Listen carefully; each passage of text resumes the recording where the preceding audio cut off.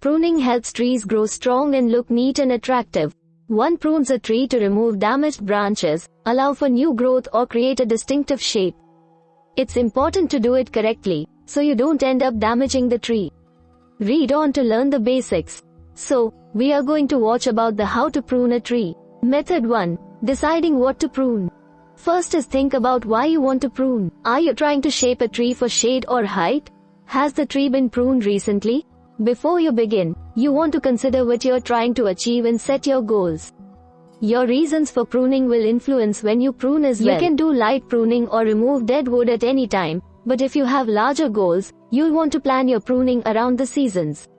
For instance, pruning in the winter will result in an explosion of growth during the spring. Pruning during the summer will slow the growth of the cut branch, so it's a good strategy if you are trying to shape your tree or slow the growth of branches you don't want. Step 2. Assess the tree. Spend a few moments looking at the tree's size and shape and imagining how it should look when you are finished. Step 3. Identify the major branches of the tree that make up its skeleton. Avoid removal of these branches. Step 4. Remove branches that show signs of damage first. Whether they were damaged by a storm or some other event, broken branches should be pruned so that the water and nutrients they're still taking from the tree get redistributed to healthy branches. Step 5. Thin out areas that are thick with branches. Remove branches that cross, then open the plant so that air might circulate and light reach all parts of the plant. In order for trees to grow healthy, they need good air circulation through and around the branches. Branches that are close together foster the growth of fungus and attract more insects. Eliminate branches that are growing inward, toward the center of the tree. These cause clutter and are not healthy. Step 6. Prune branches that act as obstructions. Whether they're low branches blocking your walkway or higher branches threatening your telephone wires, rubbing your roof, or overhang your house, it's fine to prune the branches that are causing some type of annoyance. Step 7. Prune branches to help shape the tree. If you'd like your tree to have a more rounded or neat-looking shape, prune a few branches that seem to stick out at odd angles. A few cuts will make a big difference. Finally, prune as little as possible. Each cut you make compromises the tree protection system and opens the tree to potential fungus and insect infestation. Prune only as much as you absolutely need to prune, and never remove more than 25% of a tree's branches. For most deciduous trees, make sure that there are living branches on at least 2/3 of the tree, though this varies by species. Be aware that the trunk alone is not enough to ensure that the tree will survive. Removing all the branches is highly stressful for the plant.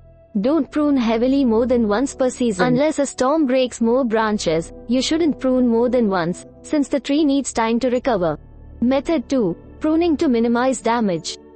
First is take out your pruning tools in the dormant season. Pruning during the late fall or early winter puts less stress on the tree, since it minimizes sap loss. Pruning during this time of year is also better for the tree because it's less likely the wound you make will get infected by insects or fungus, which are also relatively active in the late fall and early winter.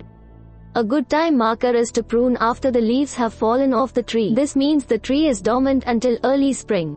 If a storm during a different part of the year causes a branch to break, it's okay to prune it immediately instead of waiting for winter. Step 2. Make a cut on the underside of the branch. This initial cut shouldn't go all the way through the branch. It is made to prevent the branch from cracking too close to the trunk of the tree when the weight of the branch is ready to fall.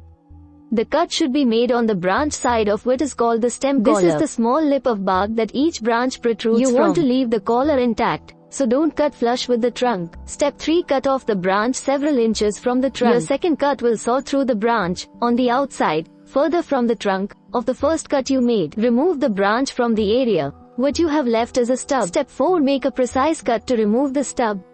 Now you can make another cut almost right against the stem collar. This gives the tree the best chance of healing in a quick, healthy way. Be sure you don't actually cut off the branch collar. This must remain intact.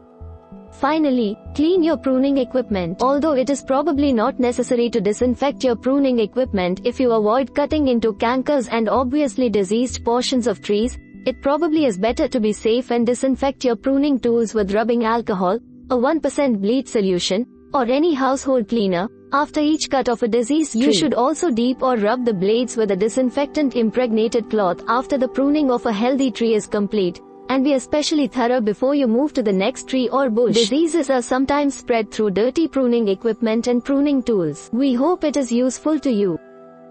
Please subscribe to our channel to upskill yourself.